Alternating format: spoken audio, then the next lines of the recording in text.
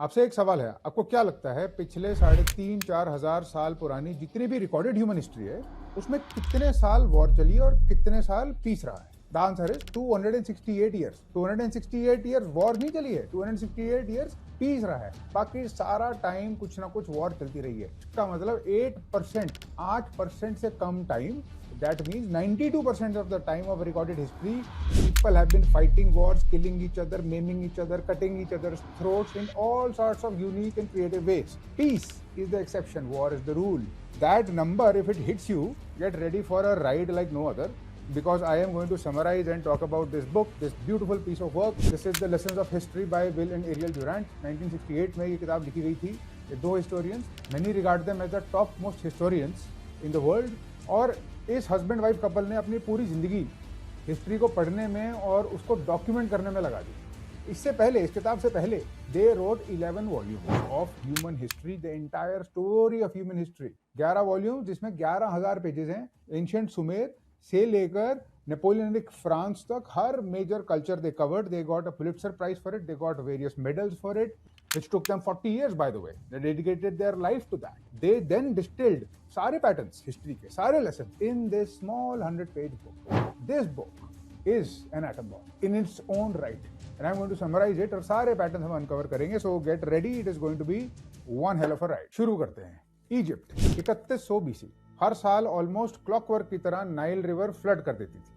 Flood 3 महीने चलते थे। जब पानी उतरता था, पीछे एक थिन लेयर छोड़ जाता था ब्लैक सिल्ट। ये ब्लैक सिल्ट दुनिया की सबसे फर्टाइल सॉइल होती है। That is why it is called the gift of the Nile. Egypt of the gift of the Nile. Egyptians इसमें अनाज बोते थे। हार्वेस्ट इतना अबंडेंट होता था कि पूरे किंगडम को खाना खिला सकते थे, फूड सर। और फिर भी सब सरप्लस बचता था। स्टोर करने के लिए जगह नहीं होती थी। ट्रेड करते थे उसको। ट्रेड भी बहुत नहीं पड़ता था, because there was so much abundance. This is a full blown trading prosperous society. और तो और उन मजदूरों को सैलरी देने के लिए जो पिरामिड्स बनाते थे, टेम्पल्स बनाते थे, कारनाक के टूम्स बनाते थे, 3,000 साल तक ऐसा चलता रहा। वही स्टेट, वही गॉड्स, वही लैंग्वेज, वही रूलिंग, वही स्ट्रक्चर 3100 BC से लेकर 30 BC तक। जब फाइनली रोमन्स ने आकर इजिप्ट को कॉन्कर किया, तो 3,000 साल of continuous civilisation was wiped out. और ये पूरा का पूरा एक एनुअल रिवर की फ्लडिंग पे टिका हुआ था। अब बाकी 2-3 एंशिएंट सिविलाइजेशंस की बात करते हैं। सुमेर, ये लगभग 3500 BC के आसपास टिग्रिस और Euphrates river, which is now present day Iraq के आसपास बनी थी। You would have heard about it. Indus valley civilisation you would have heard about 2600 BC onwards, Saraswati river के बैंक्स पे बनी थी। और इंडस के किनारे जो आज पाकिस्तान और नॉर्थ वेस्ट इंडिया में है, शैंग डायनेस्टी, चाइना, 1600 BC, जो कि येलो रिवर के साथ बनी थी। तो ये 4 सिविलाइजेशन, चारों में एक common pattern, they are all based on river, they are all right next to rivers. जहां बड़ी नदियां थी वहां पर सिविलाइजेशन शुरू हुई, जहां नहीं थी वहां पे नहीं थी। विल ड्यूरांट ने इस पूरी चीज को एक सेंटेंस में समझाया। उन्होंने कहा, geography is the matrix of history, it is its nourishing nature and its disciplining home. It is no surprise कि आज भी कुछ चेंज नहीं हुआ है। This book is called the prisoners of geography, which is a separate book which we will do another time, but this book is about geopolitics. So we were prisoners of geography then, we are prisoners of geography now. History का पहला lesson ये है कि geography history को बनाती है।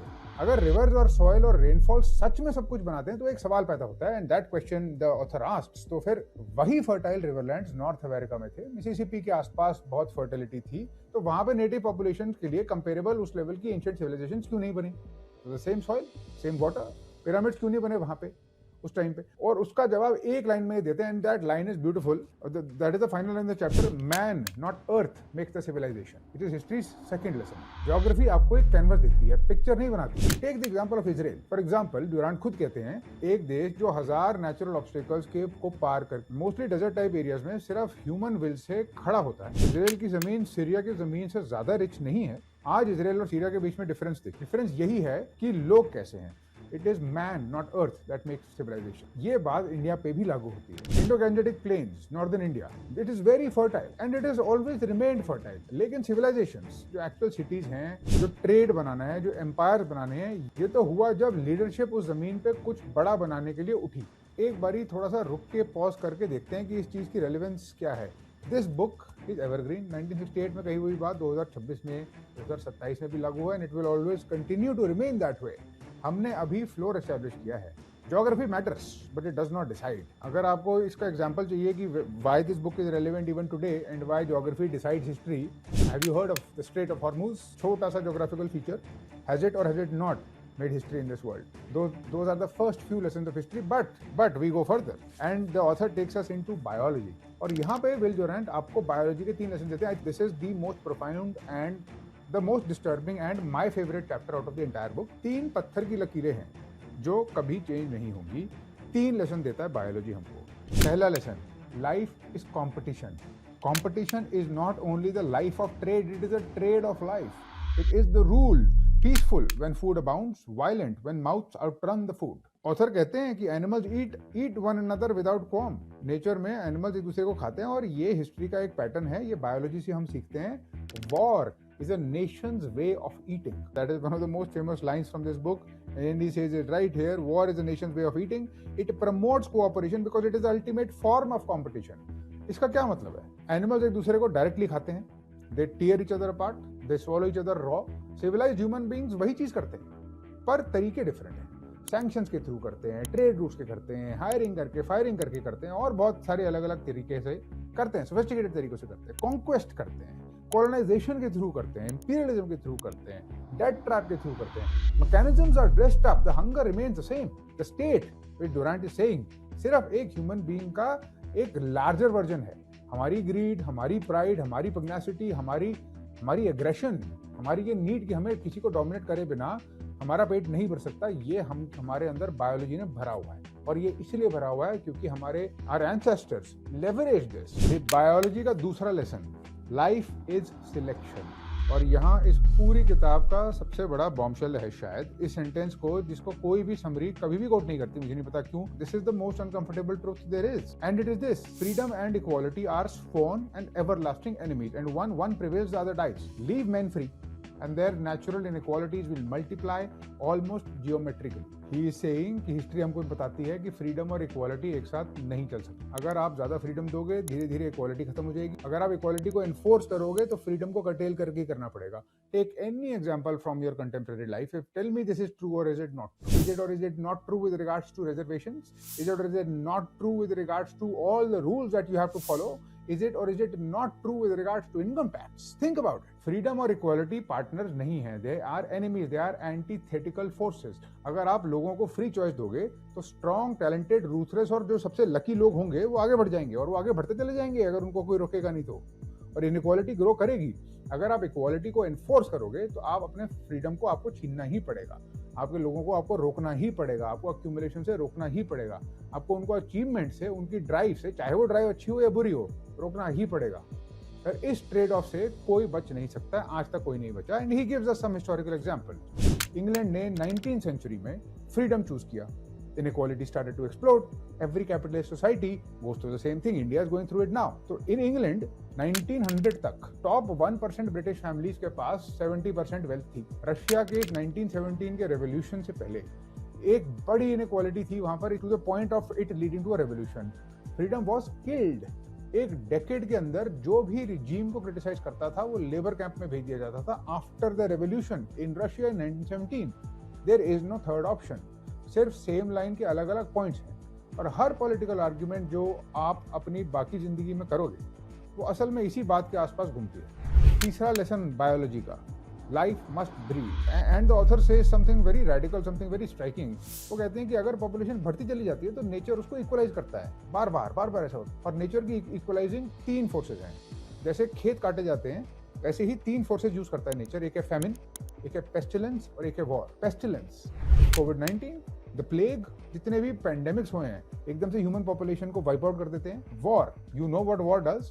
And of course famine, natural disasters, problems with food which we might face in the future with regards to climate change. And he makes a very interesting prediction about population.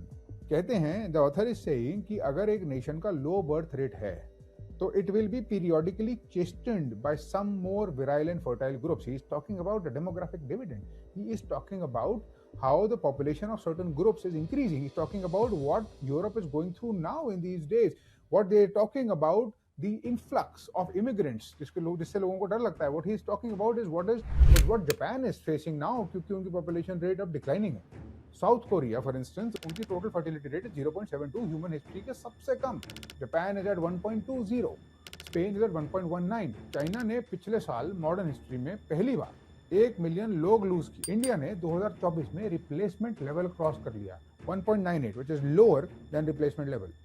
Europe में बच्चे पैदा करने के लिए पैसे देती है government, that's true, and all of this Will Durant was saying in 1968। तो अगर बायोलॉजी डेस्टिनी है, अगर कंपटीशन और सिलेक्शन और ब्रीडिंग ही हमारे रूल्स हैं, तो क्या ये फॉलो नहीं करता कि कुछ races, some races of people will be biologically superior? ये आर्ग्यूमेंट बनती है, and it is a very loud argument, and it is addressed, it is directly addressed. This argument about race, this argument about some superior race is the next lesson of history. मैं आपको एक किताब के बारे में बताना चाहता हूँ जिसने 7 लाख लोगों को मार डाला। This is a book that was written in Paris in 1853.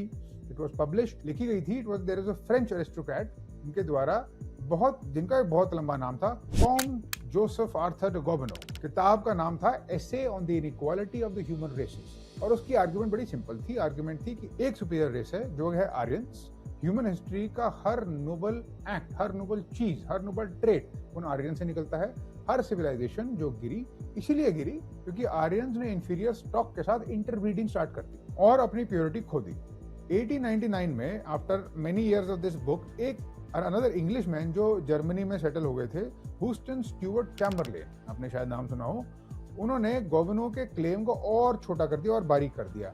उन्होंने कहा कि सिर्फ आर्यन नहीं, they were Teutons, they were Germans specifically। Chamberlain पूरी तरीके से श्योर थे कि क्राइस्ट खुद जर्मनी थे, और उनको ये पूरा यकीन था कि अगर कोई कहता है कि क्राइस्ट वाज अ जू, तो या वो इग्नोरेंट है या वो झूठ बोल रहा है। इसके बाद 1916 में मेडिसन ग्रांट ने इस आर्गुमेंट को और नैरो करा और कहा कि ये Aryans are only these Nordics, only northern Europeans are these blond blue eyed people. Grant ने प्रिडिक्ट किया कि 2080 तक नॉर्डिक रेस इंफीरियर इमिग्रेंट से रिप्लेस हो जाएगी और वेस्टर्न सिविलाइजेशन एकदम कोलैप्स कर जाएगा। Obviously he was wrong. ये 3 किताबें, ये 3 क्लेम, ये 3 आर्गुमेंट जो धीरे धीरे नैरो होती गए, और ये तीनों के तीनों लोग, they were of course white man, ये सब गोरे थे, और इन तीनों कंट्रीज में इस टाइप की बात चली। और this was 60 years of this theory being propagated कि एक सुपीरियर रेस है और वो ये हैं और वो हैं, और इसमें कोई डिबेट नहीं है कि सुपीरियर रेस है या नहीं है, but it kept on going and it kept on arguing, kept on getting thinner and thinner. Boil it down to one man, Adolf Hitler.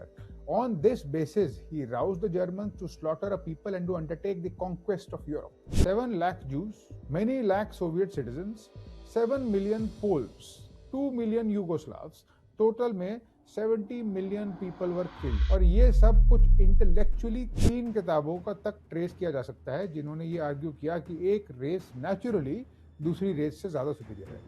और अब आता है ड्यूरेंट का जवाब। वो पूरी रेस थ्योरी को 3 मूव्स में डिमोलिश करते हैं। पहला, द चाइनीज, 4000 साल की कंटिन्यूअस सिविलाइजेशन है। कन्फ्यूशियस, सुन त्सू, हान dynasty, Tang dynasty, paper, gun powder, compass, printing, ये सब उन लोगों ने बनाया जिनमें कोई आर्यन ब्लड नहीं है और जिनको सब आर्यन थ्योरिस्ट इंफीरियर बोलते थे। 2000 बीसी से आज तक एक बूंद भी आर्यन ब्लड का उनमें नहीं है। दूसरा argument, Mexican Mayan civilisation, it was a great civilisation. 250 to 900 AD के बीच पीक पे जब वो था, they had phenomenal astronomical observatories, इतनी एक्यूरेट थी कि एक्लिप्सेस प्रेडिक्ट कर पाते थे वो उस टाइम पे। The Aztec empire, which was another great empire, जो सेंट्रल मैक्सिको को डोमिनेट करता था। इनका एम्पायर, जो 1400 से अमेरिका के लार्जेस्ट प्री कोलंबियन स्टेट को जो चलाता था। There were stone cities, there were mathematics, there were calendars, Europe के कैलेंडर से ज्यादा एक्यूरेट। ये सब कुछ कभी किसी यूरोपियन को मिले बिना 1492 तक। It was only after 1492 that they even realized कि ये सब है भी। And the third move, Indians, और विल ड्यूरांट कहते हैं the temples of Madras, Madura, Trichy are among the most impressive structures on earth. More startling is the towering shrine of the Khmers at Angkor Wat, is also a Hindu structure. अब मैं इसको actual Indian historical record से concrete कर देता हूँ। Indus valley civilisation 2600 BC to 1900 BC, Mohenjodaro और Harappa, there were grid systems, there were streets. This was a very advanced civilization, perhaps the most advanced civilization in all of the ancient world. Drainage systems, हर घर में there were public baths, there were standardized weights. It was extremely systematic and very very efficient. Europe का इस level पे urban planning would not happen for thousands of years. But why go to Europe? Let's come to India. Mauryan Empire, Chandragupta Maurya और अशोक के बीच में, which was around 322 to 185 BC, Alexander the great से भी बड़ा एम्पायर था। अशोक के एडिक्ट्स जो पूरे सब कॉन्टिनेंट में स्टोन पिलर्स पे कार्व्ड हैं। ह्यूमन हिस्ट्री का सबसे पुराना एग्जांपल है पॉलिटिकल कम्युनिकेशन का, गुड गवर्नेंस का। And Will Durant constantly and consistently comes back to Ashoka the great and I tell you why as I go along. Cholas का एग्जांपल लेते हैं, 9th सेंचुरी, एकमात्र इंडियन डायनेस्टी जिसने कभी naval power south east Asia तक project की। उनके fleets Indonesia तक पहुंचे, जावा आइलैंड्स पे ऑक्यूपाई किया, चाइना और मिडिल ईस्ट के बीच में ट्रेड एस्टैब्लिश करे। Take the Vijayanagar empire for that matter, 1336 to around 1600, जब हम्पी दुनिया का सेकंड लार्जेस्ट शहर था बीजिंग के बाद, फॉरेन विजिटर्स ने उसे रोम से कंपेयर किया था। ये सब आर्यन थ्योरी को डिमोलिश कर देता है। Like in so many different places he puts it beautifully, race ने सिविलाइजेशन को नहीं बनाया, सिविलाइजेशन ने रेस बनाई है। English, French, German, these are not biological facts, they are cultural products. Geography, economy और 1000 साल के एक्सीडेंट्स के प्रोडक्ट्स हैं ये। कोई इंग्लिश रेस नहीं है, सिर्फ जमीन का एक टुकड़ा है जिसको इंग्लैंड बोलते हैं। एक सरप्राइजिंग चीज जो आपको इस बुक में मिलेगी वो ये है कि बहुत प्रोग्रेसिव व्यूज हैं और कुछ ऐसे व्यूज हैं जो मैं तो कहूंगा एनलाइटेंड है। The South creates the civilization, the North conquers them, ruins them, borrows from them, spreads them. This is one summary of history, he writes. And then he talks about racial antipathies. He talks about this. He talks about jingoism. He talks about xenophobia. And he concludes the chapter. He says, knowledge of history may teach us that civilization is a cooperative product, that nearly all people have contributed to it. It is our common heritage and debt. And the civilized soul will reveal itself in treating every man or woman, however lowly, as a representative of one of these creative and contributory groups. ये बोलते हैं जो these feelings of jingoism, this feeling of us versus them, this feeling that creates hatred and that creates animosity amongst us, racial antipathies as he calls them, there is no cure for such antipathies except a broadened education. और इन lessons of history में again one of the most progressive ideas और बहुत important lesson of history ये है कि हमेशा civilization में, हमेशा history में there is a conflict between conservatives and those who want to be radically transform society. कुछ लोग होते हैं जो ऑर्थोडॉक्स होते हैं, जो रेजिस्ट करते हैं चेंज को, जो अपने ट्रेडिशन को प्रिजर्व करना चाहते हैं, और कुछ लोग होते हैं जो उसको आगे बढ़ाना चाहते हैं और ट्रेडिशन तोड़ना चाहते हैं। और ये हर सोसाइटी में, हर कंट्री में, हर दौर में होता चला है। तो सबसे इंटरेस्टिंग चीज ऑथर जो ये बोलते हैं वो कहते हैं कि neither of them are more important and both of them are relevant. और आज हम ऐसे टाइम पर हैं जब हमको शायद ये बात याद रखनी चाहिए। We talk about entrepreneurship and startups and disrupting things. हर यंग इंडियन को कहा जाता है कि चेंज मेकर बनो, डिसरप्टर बनो, इनोवेटर बनो। ट्रेडिशन को ऐसी चीज माना जाता है कि ये it is very old fashion, इसमें इससे जाके कुछ फायदा नहीं है। It means that you probably not in tune with the times. बूढ़े लोगों को ऑब्स्टेकल माना जाता है। कंजर्वेटिव शब्द ऑलमोस्ट एक गाली की तरह है। If anything it's not a great word to be calling anybody. और विल ड्यूरेंट क्या कह रहे हैं? He is saying, and this is one of the lessons of history, he is saying नहीं है ऐसा। कंजर्वेटिव्स बेवकूफ नहीं होते हैं। कंजर्वेटिव्स करियर हैं उन सारे सक्सेसफुल एक्सपेरिमेंट्स के जो 10,000 सालों की पीढ़ियां अपने साथ लेके चली आ रही हैं, ट्रांसमिट करती चली जा रही हैं। ज्यादातर नए आइडियाज इनफैक्ट फेल होते हैं। ज्यादातर रिफॉर्म्स चीजों को और खराब करते हैं। ट्रेडिशन एग्जिस्ट ही इसलिए करता है क्योंकि वो टेस्ट ऑफ टाइम को सर्वाइव करके यहाँ पर आया है। ट्रेडिशंस एग्जिस्ट ही इसलिए करते हैं क्योंकि वो ट्रेडिशंस काम करती थी। कई सैकड़ों एक्सपेरिमेंट्स के सर्वाइवर हैं जो आपने कभी देखे नहीं है। इसलिए don't dismiss the conservative, don't dismiss the orthodox idea. It must have something to have survived to this age. And of course the idea is कि इन दोनों फोर्सेस के बीच में एक टेंशन होती है जिसकी वजह से एक टेंसाइल स्ट्रेंथ बनती है, as he puts it. And that tensile strength is what builds very strong culture, it's what builds very strong countries. And in the case of India too, that is so potent, so powerful, so relevant to compare. Gandhi was a conservative. वो गाँव को, वो village का culture बचाना चाहते थे। वो he wanted to go back to the चरखा इंडियन लाइफ को एक रिलीजियस हार्ट था। Ambedkar on the other hand was a radical. वो कास्ट को तोड़ना चाहते थे। he wanted to break away completely the Hindu social order. he wanted to break away and he wanted to be radically new. India का constitutional rationalism को rebuild करना चाहते हैं। ये दोनों अपनी जिंदगी में बिटरली डिसएग्री करते रहे। Today you will find elements of both. You will find them in the constitution, you will find them in our culture to some extent. और ड्यूरांट यही बोलते हैं, you need both. It's not as if you can do without any of them. You needed both to have a country which was stable enough and strong enough on those lines. तो अगर human nature नहीं बदलती और अगर हमारे नए ideas ज्यादातर traditions से ही इनहेरिटेड हैं और नए आइडियाज टिपिकली फेल ही होते हैं, तो सोसाइटी को एक्चुअली कौन सा स्कैफोल्ड होल्ड करके रखता है जो सब लॉज को और सब चीज़ों को बचा के रखता है? सिविलाइजेशन के नीचे का इनविजिबल स्ट्रक्चर क्या है? इनविजिबल स्ट्रक्चर है religion, and we will go into religions and morals and what does history tell us about religions and morals. एक इंसान को पिक्चर कीजिए 50,000 साल पहले, ईस्टर्न अफ्रीका में है, कोई सिविलाइजेशन नहीं है, उसने 2 दिन तक खाना नहीं खाया, उसके बच्चे हैं जो एक केव में छुपे हुए हैं और उन्होंने भी 2 दिन तक खाना नहीं खाया, और वो एक डियर के हर्ड को देखता है, he sees a herd of dear और एंटीलोप और व्हाटएवर, और एक पत्थर उठाता है वो, और वो उनके पीछे भागना स्टार्ट करता है और वो 6 घंटे तक उनके पीछे भागता रहता है। He runs through open grasslands, he runs in the sun, he runs through the temperatures that would kill most predators. This is called persistence hunting, and this is how humans used to actually kill large animals, large game जिसको बोलते हैं, before we had bows and arrows. And he runs until the deer drops from heat exhaustion. Before he drops from deer exhaustion, फिर वो उसको पत्थर से मारता है। That is when he brings dinner home to his family in the cave. वो तब तक खाना खाता है जब तक उसका पेट फिजिकली और ज्यादा होल्ड नहीं कर पाता है। That is how much he has to eat, क्योंकि उसको ये नहीं पता है कि उसकी नेक्स्ट मील कब आएगी। कल हो सकता है, 4 दिन के बाद हो सकता है, 5 दिन के बाद। तो वो जबरदस्ती इतना खाता है कि उसका पेट इतना भर जाए कि उसको अगला मील पता नहीं कब आएगा। So was that man greedy or was he just surviving? Of course he was just surviving. Was he aggressive? Or what was the alternative? यही बात वो हमको बताते हैं। Probably every vice was once a virtue. Quality for making for survival. जिन qualities की वजह से हम सर्वाइव करें, वही आज के दिन में सिंस हैं, वही आज के दिन में वो चीजें हैं जिसको हम बोलते हैं कि ये नहीं होनी चाहिए। Every vice was once a virtue. That greed to eat more to stay alive was once a virtue जिसने हमारे एंसेस्टर को जिंदा रखा था। वो अग्रेशन, वो persistence, predatory, psychopathic thinking कि इसको मारना है और खाना है, that aggression kept our ancestors alive. Lust to keep the species reproducing kept the genes alive.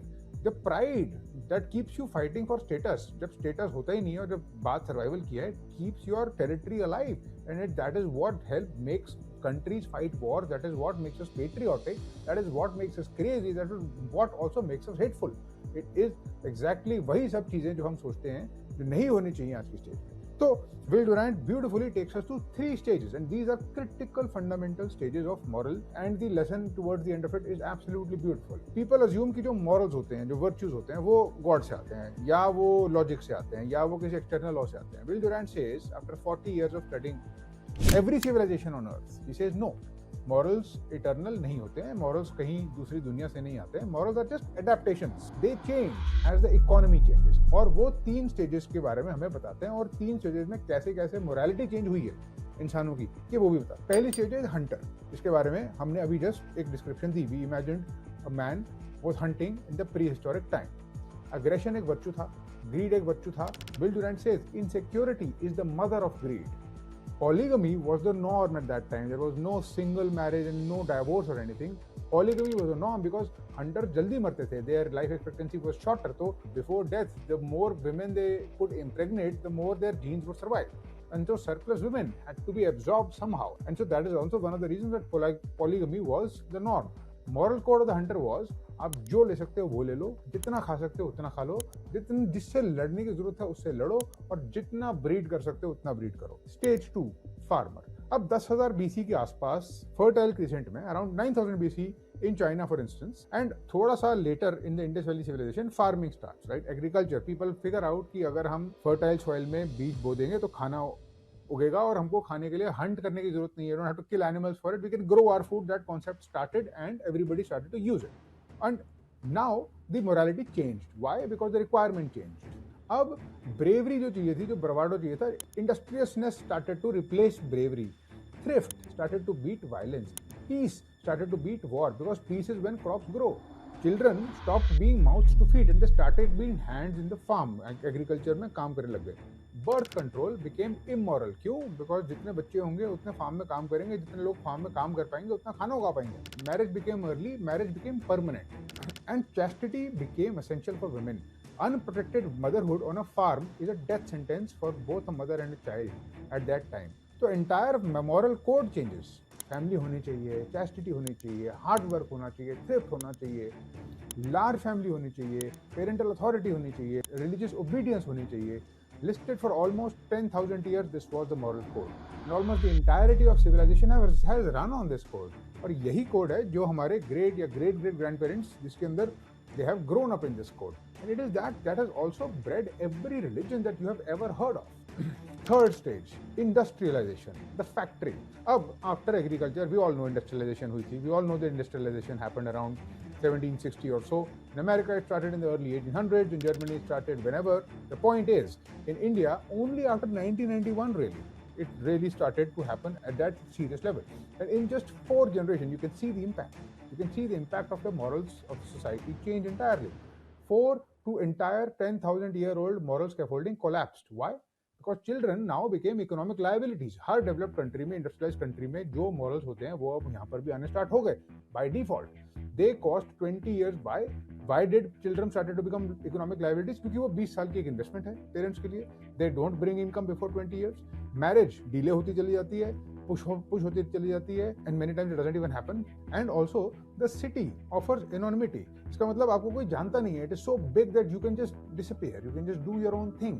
आपकी जो आपके क्लैन के साथ या आपके कम्युनिटी के साथ जो एसोसिएशन है वो वीक होती चली जाती है. The entire older agricultural moral code now begins to decline. और ये ट्रांजिशन हम इंडिया में हर जगह देखते हैं. जॉइंट फैमिली एक एग्रीकल्चरल इंस्टीट्यूशन थी. You can see that it is collapsing. Not because anybody has decided to kill it, not because we are aping the West. It is just that it is the way it is. At least that's what Will Durant says. It is collapsing क्योंकि economic gravity उसको दूसरी direction में ले गई है. The farm is now gone. The income comes from the city now. हमारे moral codes marriage को लेके, पॉलीगमी को लेके चेंज हो रहे हैं. Dating apps, live in relationships, tier 1 city marriage rates are falling, divorce rates are rising. Women are postponing having children till the age of 35, even 40. Men are terrified of commitment. These are not moral failures of a generation. ये एक generation की problem नहीं है. ये किसी एक नए law का effect नहीं है. These are Will Durant's prediction. He wrote all this in 1968. We are living through the third great moral transition in human history now. और ज्यादातर लोग जिसको देख रहे हैं उनको इसकी शायद वोकैबुलरी भी नहीं होगी कि ये हो रहा है. तो अभी तक we have walk through geography. हमने ज्योग्राफी के बारे में बात करी, कैसे वो हिस्ट्री को इन्फॉर्म करता है और क्या लेसन वहां से सीखे जाते हैं. हमने बायोलॉजी के बारे में बात करी, रेस के बारे में बात करी, कैरेक्टर के बारे में बात करी, इकोनॉमिक ट्रांजिशंस के बारे में बात करी, मोरालिटी के बारे में बात करी. But we have not spoken about religion. And that brings me to another story. In the story let us go to Egypt. Egypt around 1340 BC. एक यंग किंग फेरो जिसका नाम था अखेनातन. Akhenaten ascends to the throne, becomes a pharaoh. He's an intelligent guy. He's a smart guy, a reform-minded leader. He is fed up of the corruption of the Egyptian priesthood. Egyptian culture उस वक्त तक बहुत mature हो चुका था और उसके अंदर करप्शन आ गई थी. तो वो इस pharaoh वाले पावर को यूज करके पुराना इजिप्शियन रिलीजन अबॉलिश कर देता है. वो कहता है कि ये टेम्पल्स वगैरह बंद करो. They used to worship Amon, the chief god of Egypt. For thousands of years उसकी पूजा होती थी और उसने बंद करा दिया. उसने प्रीस्ट्स की प्रॉपर्टी को कॉन्फिस्केट कर दिया. उसने एक नया कैपिटल सिटी बनाया in the middle of the desert which is dedicated to a single god. तो उसने कहा ये अब है, this is the sun god, this is Aten, और इसकी पूजा आप सब करेंगे और पुराना रिलीजन हम खत्म करेंगे. Egypt is now monotheistic. Akhenaten की अल्टीमेटली डेथ हुई and this is what happens next. उसकी डेथ के एग्जैक्टली 1 साल के बाद जिन प्रीस्ट्स को उसने अबॉलिश किया था वापस आ जाते हैं. जितने भी पुराने टेम्पल्स थे जो उसने बंद करवाए थे वो वापस खुल जाते हैं.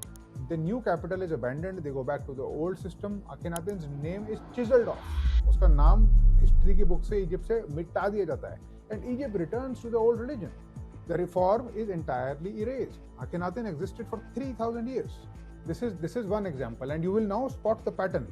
Try to guess the pattern that I am trying to show you. 5th century BC, the Buddha found the religion, जिसमें there is no God. Within a few centuries, Buddhism के नए वेरिएंट्स आ जाते हैं जिसमें गॉड्स भी हैं, cents भी है, पैराडाइज भी है, हेल भी है, हेवन भी है, सब कुछ है. And this is the entire system that the Buddha himself has refused. Now, fast forward to the French Revolution, where they abolished Christianity in Paris. They did that. They held atheist ceremonies in Notre Dame.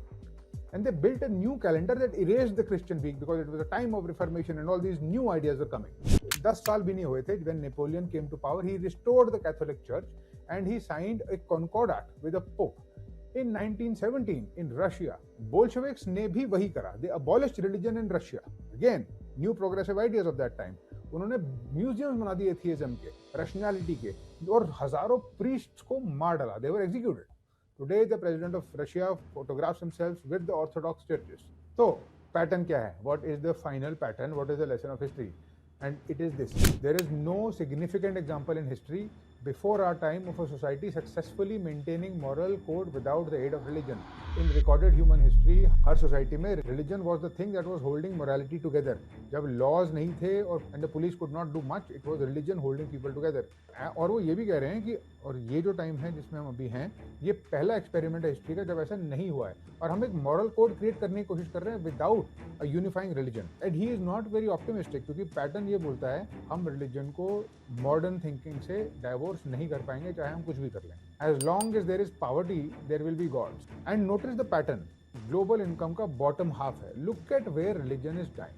Religion is dying in wealthy Europe. जितनी capitalist और जितनी advance society होती है उतना कम religion follow करते हैं. It is dying in wealthy China. It is dying in wealthy India. Look at where religion is thriving. Sub-Saharan Africa, Middle East, rural belts of Latin America, small towns of America, India के villages में. Durant is not making a value judgment. वो सिर्फ एक correlation point out कर रहे हैं जो पिछले 10,000 साल से चल रहा है. और इंडिया की हिस्ट्री भी यही बोलती है. और इंडिया का एग्जाम्पल देख लो आप. Take the example of social reformers Rajaram Mohan Roy, Brahmo Samaj, Dayanand Saraswati, जो रैशनलिज्म को रिप्लेस करना चाहते थे. उनको लगता था rationalism will replace faith. Nehru for instance, उन्होंने अपना पूरा पॉलिटिकल विजन एक साइंटिफिक टेम्पर पे बेट किया. उनको लगा था कि रिलीजन धीरे धीरे फेड होगा बट इतने आराम से नहीं. और after all of these decades क्या हुआ इंडिया में? Were we able to get rid of religion? Or is it stronger than ever before?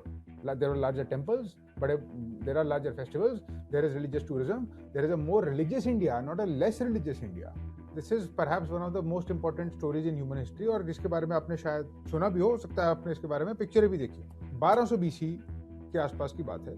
3200 साल पहले की बात. 1000 Greek ships set across the Aegean Sea and they are heading towards a city called Troy on the coast of what is now Turkey. अब Iliad जो कि एक classic है वो हमको बताती है कि they sailed because of a woman. एक औरत की वजह से, Helen of Sparta. Supposedly the most beautiful woman in the world, जिसको ट्रॉय के एक प्रिंस ने अपने हस्बैंड से चुरा लिया होता है. तो उस रिवेंज लेने के लिए और उसको वापस लाने के लिए एक पूरा वॉर छिड़ जाता है because Agamemnon gets involved. Agamemnon was the king of Greece and उनके पास एक फ्लीट थी, उनके पास एक नेवी थी. दे सेल्ड और फिर उन्होंने पूरे के पूरे ट्रॉय पे एक सीज डाली. 10 साल तक चली. Iliad says it was done for love, it was done for honour, it was done for one woman. Will Durant looks at this story and he says that it was not the case. Agamemnon ho, Achilles ho, Hector ho, they would never have been heard of had not the Greeks sought commercial control of the Dardanelles. Economic ambition, not the face of Helen, was what launched 1,000 ships on Ilium. Those subtle Greeks knew how to cover naked economic truth with a fig leaf of a phrase. This is one of the most important lessons of history that you get from it. It is about the money. It is about economics. Most wars are dressed up as something, but it's actually about the money. Think about what's going on in the world right now. How many wars do you know, can you count, that are about the oil, that are not about anything else other than just that, and you know it, everybody knows it. Trojan war इसलिए लड़ा गया था क्योंकि जो भी उस trade को control करता वो वीट के शिपमेंट्स को कंट्रोल कर सकता था, वो टिम्बर को कंट्रोल कर सकता था, वो मेटल्स के फ्लो को कंट्रोल कर सकता था और पूरी की पूरी इकोनॉमी जो मेडिटेरेनियन के आसपास टिकी थी वहां, that was dependent on that place. And it is all dressed up as a love story. Underneath it is a fight for money. और यही विल डुरांट बोलते हैं पैटर्न है हमेशा. विल डुरांट ये भी बोलते हैं that the crusades were not fought for Christ, they were fought for the spice trade with the East. French Revolution did not happen because Voltaire ने बहुत विटी से सटायर लिख दिए थे. It happened because जो मर्चेंट क्लास थी वहाँ की वो अपने पॉलिटिकल केज से बढ़ गए थे एंड दे और वो ज्यादा पावरफुल हो गए थे and their new class had to be created. World war 1 was not fought because एक ऑस्ट्रियन आर्कड्यूक की असैसिनेशन हो गई थी, आर्कड्यूक फर्डिनेंड की. It was fought because Germany, Britain and France were competing for the colonies. They were competing for what was to come, the age of imperialism. They were competing for markets. They were competing for raw materials. वो assassination सिर्फ एक spark था जिसने वो लड़ाई छेड़ दी. Karl Marx said the same thing 2800 years after Troy. This is a very important, interesting line in the book. Starts the chapter with this. He says, history is economics in action. And Will Durant says that Marx was half right. The half he was right about is the half that matters most. Will Durant says in this chapter, all economic history is the slow heartbeat of the social organism, a vast systole and diastole of concentration of wealth and compulsive recirculation. This is absolutely critical and one of the most important lessons of history. Systole or diastole, he's talking about the heartbeat. You know, the heart beats with the systole and the diastole. Heart contract करता है wealth की तरह और फिर economies को और पैसों की वेल्थ की एक्यूमुलेशन को he is comparing it with the metaphor of the heart and the heart beat and the concentration of it and the relaxation of it. And he is saying कि history का pattern यही है, पहले wealth एक जगह इकट्ठी होती है, फिर वेल्थ एक जगह से छूटती है और रीडिस्ट्रीब्यूट होती है, और बार बार हिस्ट्री में यही होता है। हर सोसाइटी ह्यूमन हिस्ट्री में यही करती रहती है। But why does wealth concentrate? It concentrates because of the previous lesson that I had mentioned. Because ability is not equally distributed. जो माइनॉरिटी है, जो मनी, जो पैसों को मैनेज कर सकती है, या जिन लोगों के पास कुछ एडवांटेज है, या जिन लोगों के पास ज़्यादा स्किल है, या जो ज़्यादा ऑर्गेनाइज हैं, वो उस इकोनॉमिक पिरामिड के ऊपर आ जाते हैं। और ये कोई, this is not a moral failure of the rich, ये सिर्फ एक मैथमेटिकल फैक्ट है। Remember what I mentioned in the beginning. Leave men free and their natural inequalities will multiply almost geometrically. और यही होता है वेल्थ कॉन्सेंट्रेशन में। Now here comes the warning. But जब कॉन्सेंट्रेशन बहुत ज़्यादा हो जाती है और जब वो गैप बहुत ज़्यादा बड़ा हो जाता है, तो सिस्टम itself becomes unstable और history has met with the situation in only two ways. There is no third way. अगर वेल्थ की कॉन्सेंट्रेशन बहुत ज़्यादा होगी तो दो ही चीज़ें होंगी, या पीसफुली वेल्थ रिडिस्ट्रीब्यूट होगी या वायलेंटली रिडिस्ट्रीब्यूट होगी रेवोल्यूशन के through. There is a name you should know. Solon. Solon was an economist, a very interesting man that you should know about. Let me take you back to Greece 600 BC, और जहां पर wealth gap बहुत बड़ा हो गया था between the rich and the poor. It was so large that it was obvious कि अब रेवोल्यूशन होगा ही होगा। फार्मर अपने डेट ट्रैप से इंस्लेव हो रहे थे, बच्चों को बेचा जा रहा था, the courts were rigged in favour of the rich, it was just absolute rampant corruption, और पूरी सोसाइटी दो हिस्सों में बढ़ गई थी, absolute rich and people who had nothing. और the rich were arming themselves because the rest of the people had started to accumulate. What this man did was something extraordinary and for that period very progressive. इन्होंने सोलन को power दे दी कि आप इसको fix करो, civil war नहीं होना चाहिए, जो करना करो, and this is what he did. And when he did that, try to make parallels with what you know. जब आप बजट स्पीच सुनते हो, जब आप इकोनॉमिक्स वर्क के बारे में सोचते हो, जब आप सोचते हो कि इंडिया में इनइक्वालिटी क्यों है, try to correlate that. So the first thing he did, इन्होंने पूरे के पूरे he cancelled the debts of the poor entirely. एक, दो, इन्होंने हर एक शहर के निवासी को फ्री कर दिया डेट से, हर एक निवासी को। फिर इन्होंने करेंसी को डिवैल्यू कर दिया to make existing loans easier to repay. तो इसका मतलब लोन्स माफ कर दिए एक तरीके से। और इन्होंने एक ग्रेजुएटेड इनकम टैक्स लगा दिया, जो कि बहुत अजीब बात थी उस टाइम के लिए। The rich were made to pay 12 times the rate of the poor. अगर आपने प्रोग्रेसिव इनकम टैक्स के बारे में सोचा और कभी टैक्स स्लैब्स देखे हो तो आप देखोगे कि यही हुआ। आप देखोगे कि एग्जैक्टली इसी चीज की एको है उसमें। सो ही restructured the whole thing.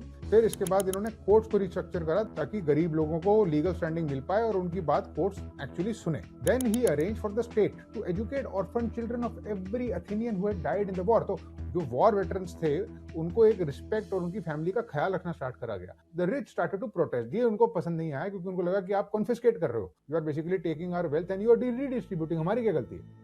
Radicals started to complain. The radicals started to complain और उनको दोनों साइड से गालियां पड़ी। The rich hated him. The poor also said कि आपने कुछ खास नहीं करा, आपने बेसिकली वो नहीं करा जो हमको चाहिए था। But 30 years later, there was no civil war. He saved the city. Everyone agreed the city was saved. And it was after this that the golden period of that era began. Socrates, Plato, Aristotle, the Greek tragedies, Greek mathematics, वो पूरी की पूरी civilization of Western civilization has emerged actually from this. अगर वो civil war वहाँ पर हो जाता है 594 BC और अगर एक आदमी ने वो सब चीजें नहीं करी होती तो there would have been no Western civilization, there would have been none of this. अब एक और एग्जाम्पल लेते हैं, सेम प्रॉब्लम डिफरेंट सिटी, थोड़ा सा फास्ट फॉरवर्ड करते हैं टाइम में। Now let us come to Rome. From Greece we have come to Rome. हम 400-500 साल आगे आते हैं, अब हम 133 BC में आते हैं। यहाँ पर भी ऐसे हुआ, वेल्थ गैप बहुत ज़्यादा बढ़ गया है। जो सेनेटर्स हैं वहाँ पे एरिस्टोक्रेसी हो गई है, वहाँ पर रोमन फार्मर्स बिल्कुल they are at a breaking point. Solon जैसे एक आदमी, एक यंग एरिस्टोक्रेट आता है, उसका नाम होता है टाइबेरियस ग्रैकस। टाइबेरियस ग्रैकस इज इलेक्टेड और वो एक सिंपल रिफॉर्म प्रपोज करता है, कोई भी इंसान 333 एकड़ से ज़्यादा पब्लिक लैंड ओन नहीं कर सकता और जो भी सरप्लस होगा वो हम लैंडलेस वेटरन्स को बांट दें। So he wanted to do something good and he stood for the Roman people in the forum and he said these words. He said, you fight and you die to give wealth and luxury to others. You are called the masters of the world and there is not a foot of ground that you can call your own. पर Roman Senate, जिसको बहुत wise intellectual body of intellectual people माना जाता था, they rejected this idea. This man, he tries to run for election and when he is running for election, एक riot होता है and he is beaten to death in the streets. And then his younger brother tries to take up the cause 10 years later.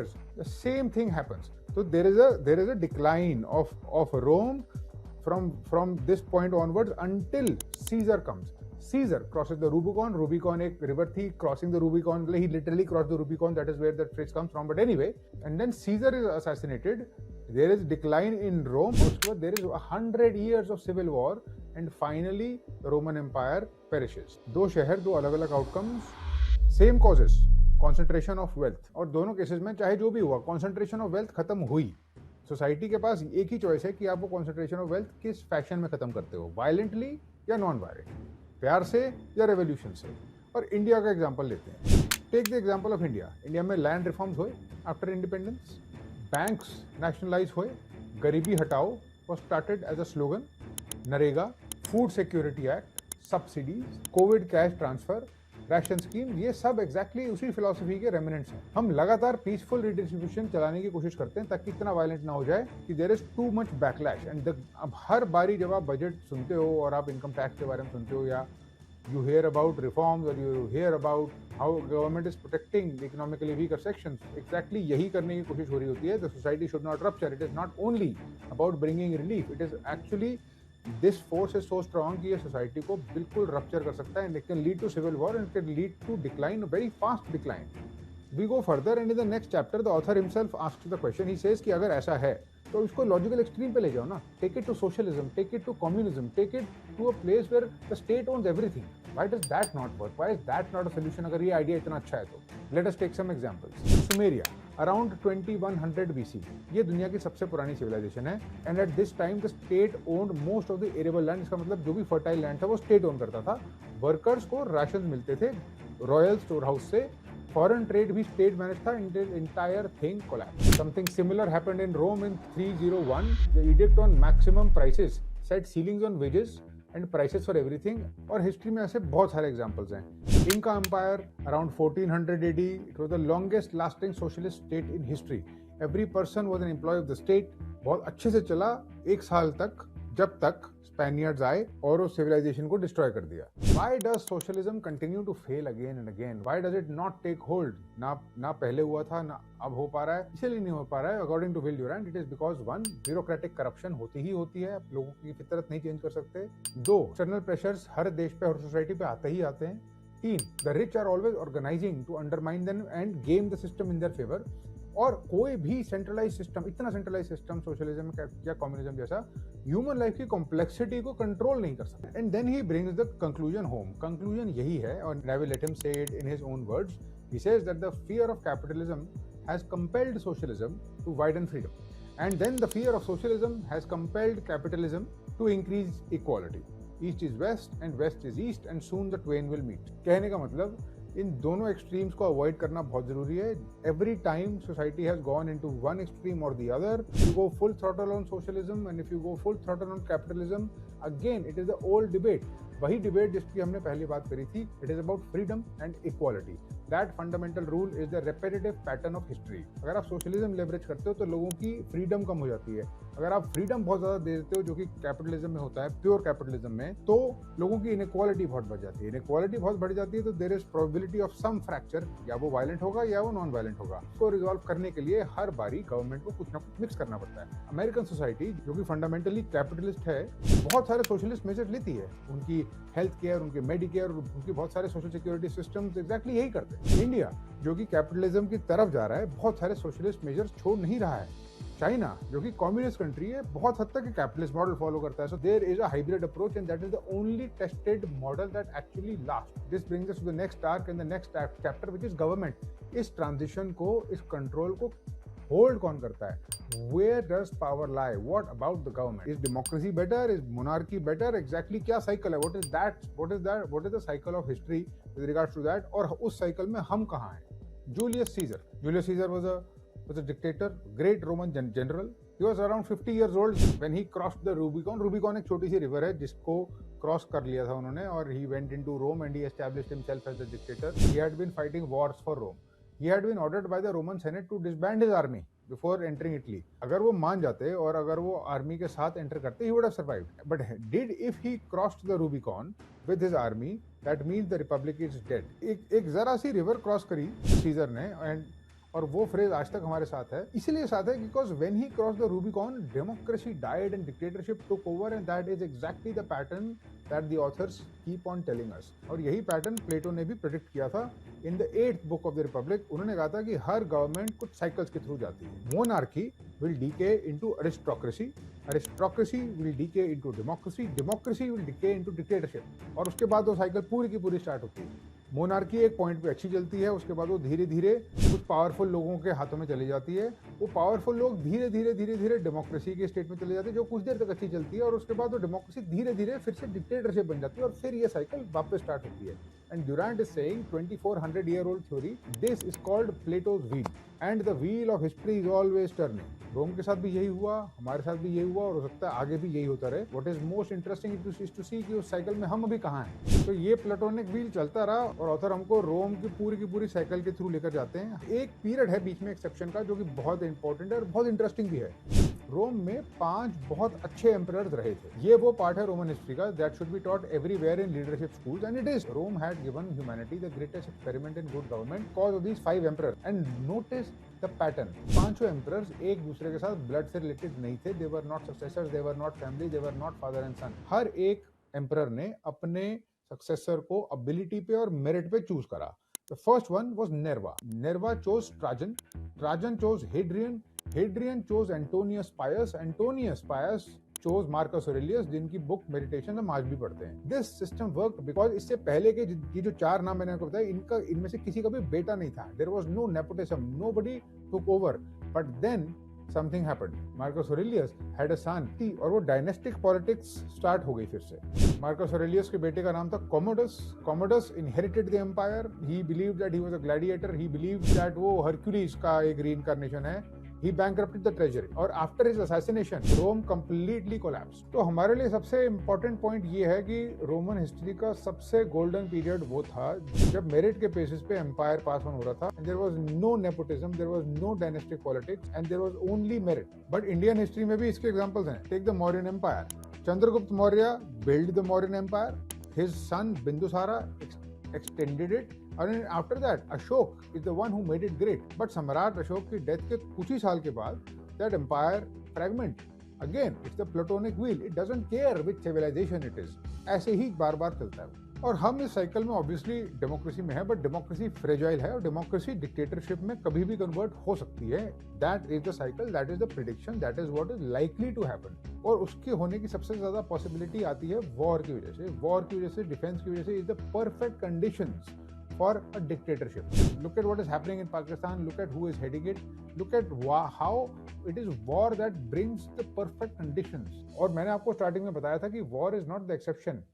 Peace is the exception. हमारी पूरी history में, all of recorded history, 3400 years or so, whatever, उसमें there are only 270 years जिसमें war नहीं हुई, बाकी war होती ही चली गई। But the author gives special mention to Samrat Ashok. He talks about 2 emperors in all of human history that are exceptions to this rule, and one of them is Emperor Ashok. उन्होंने कहा हर century में generals and rulers, there are rare exceptions like Ashok and Augustus. Ashok की story सबको पता है। He fought the Kalinga War, a war of conquest. लाखों लोग मरे, बहुत सफरिंग हुई। He saw that suffering, he converted to Buddhism, he spread Buddhism, he preached the message of good governance, he gave his people a peaceful time, he renounced war, and he proved that first rule might have exceptions in some cases. वो exception यही है कि चाहे एक state वही human tendencies, वही aggression, वही competition, वही drive carry करता हो, but if there is somebody who is exceptional at the top, जो उसको override कर सकता है, he can suppress that, at least for a while. एक बहुत इंटरेस्टिंग थ्योरी आती है वॉर के बारे में। There is a whole chapter dedicated to it. 1918 world war 1 के बाद एक German historian Oswald Spengler published a book. उन्होंने कहा the decline of the west. This book was a sensation इस टाइम पर, इट वाज वेरी फेमस। हजारों लाखों copies उसकी बिकी because world war 1 had just ended, and उन्होंने प्रेडिक्ट करा था कि सिविलाइजेशंस आर लाइक ऑर्गेनिज्म, जैसे everything that is born must die, वैसे ही civilizations like trees, like animals, they will be born, they will mature and ultimately they will die, और उसके बारे में कोई कुछ नहीं कर सकता। वेस्टर्न सिविलाइजेशन भी, स्पेंगलर का आर्ग्यूमेंट था, एग्जैक्टली ऐसे ही होगा। वो अपने ऑटम में है, विंटर इज कमिंग, और एंड उसका इनएविटेबल है। और ये आइडिया उस वक्त बहुत पॉपुलर हुआ। बट ऑथर्स इस आइडिया को लेके कंप्लीटली रिजेक्ट करते हैं। बहुत इंटरेस्टिंग बोलते हैं in its replacement. He writes, when the group or a civilization declines, it is through no mystic limitations or a corporate life, but through the failure of its political or intellectual leaders to meet the challenges of change. Lesson of history हमको ये बताता है कि civilisation decline करती हैं, there is a cycle, there is a pattern, no doubt, but वो इसलिए नहीं करती हैं क्योंकि उनके ऑर्गेनिज्म की तरह एक लाइफ स्पैन होती है। वो इसलिए करती हैं क्योंकि उनके लीडर्स, चाहे वो जो भी हों, चाहे वो डेमोक्रेटिक हो, चाहे वो मोनार्की हो, क्योंकि वो चेंज के साथ एडजस्ट नहीं हो पाते, इसलिए वो डिक्लाइन होता है। इसके बहुत सारे एग्जाम्पल्स वो देते हैं, इसको इलेबोरेट करते हुए, इसको समझाते हुए। So what he does is it's a leadership problem. He is saying civilisation अगर डिक्लाइन होगी तो वो लीडरशिप प्रॉब्लम की वजह से होगी, it will not be a metaphysical one. Take a look at the leader of the United States and think about this. I will not say much. I mean, use your imagination and use your thinking about how dependent we are, how dependent everybody is on the personality of just a few people.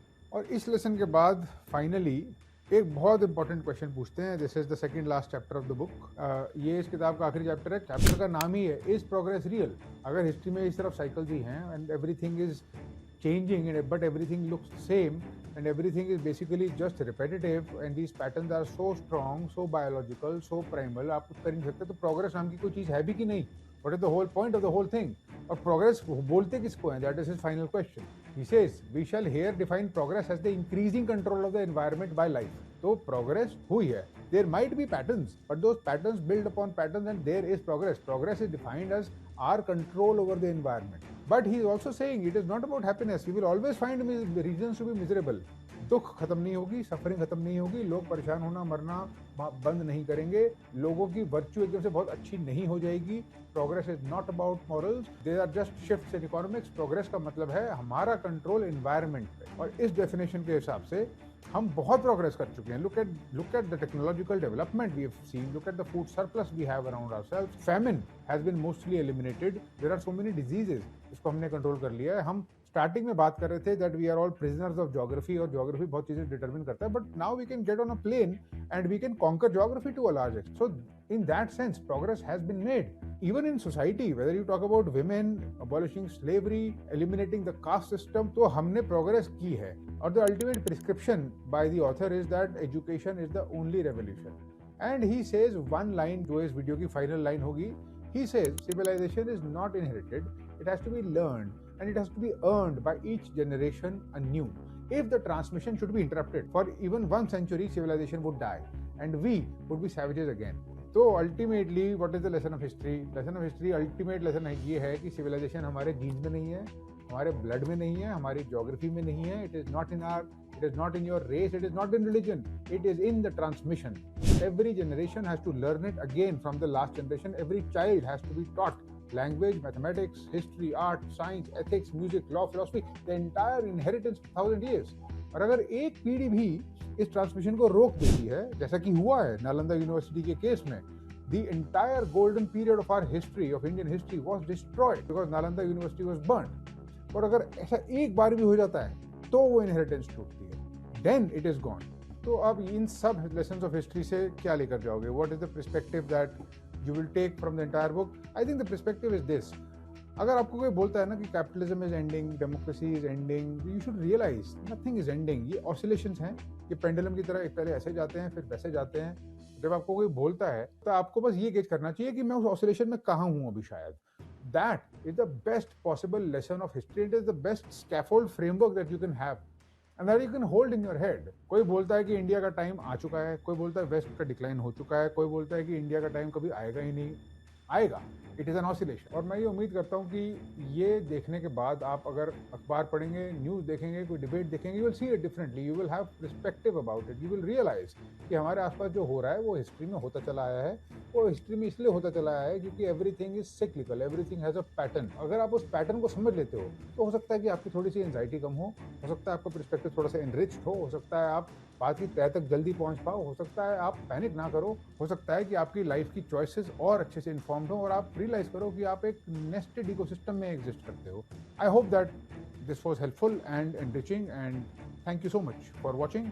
अगर आपको ये अच्छा लगा तो आप like करें, subscribe करें and also do share it with other people who would want to listen to this, who would want to know about this, who would want to be or need to be told all this. And if you do that, I'll be very happy. Thank you, and I'll see you on the other side.